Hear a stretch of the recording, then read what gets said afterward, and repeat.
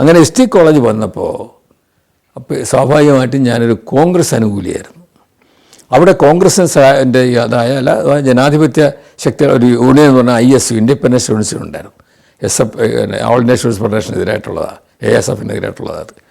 അപ്പോൾ അതിൻ്റെ അതിൽ ഞാൻ അവരോട് ഞാനൊക്കെ ഉണ്ടെന്നൊക്കെ പറഞ്ഞു. ഒരു ദിവസം പറഞ്ഞു, ഇവിടെ ആരാ പ്രസംഗിക്കണമല്ലോ, ഞാൻ പ്രസംഗിക്കാമെന്ന് പറഞ്ഞു.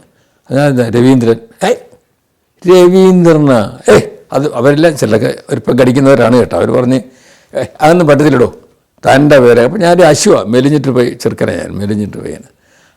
പേരൊക്കെ മാറ്റണം നമുക്ക്. അതൊക്കെ എൻ്റെ പേര് ഞങ്ങൾ മാറ്റാടും. അപ്പോൾ രവീന്ദ്രൻ ബൈലാർ. ഞാൻ പറഞ്ഞു അതെങ്ങനെയാണ് തർക്കിച്ചൊരു 5-10 മിനിറ്റ് വല്ല അടിച്ച് ഫിറ്റാണ് കേട്ടോ.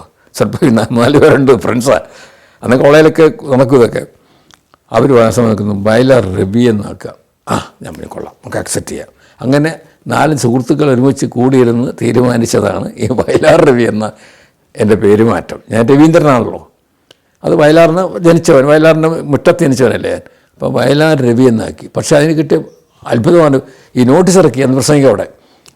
വയലാർ പ്രസംഗം ISU മീറ്റിംഗ്, വയലാർ രവി പ്രസംഗിക്കുന്നു ഇംഗ്ലീഷിലൊക്കെ. ഹോൾ നിറച്ച് കുട്ടികളങ്ങ് വന്നത്, ആരെയും വയലാർ രവി എന്ന്. വലിയ പേരല്ലേ വയലാർ.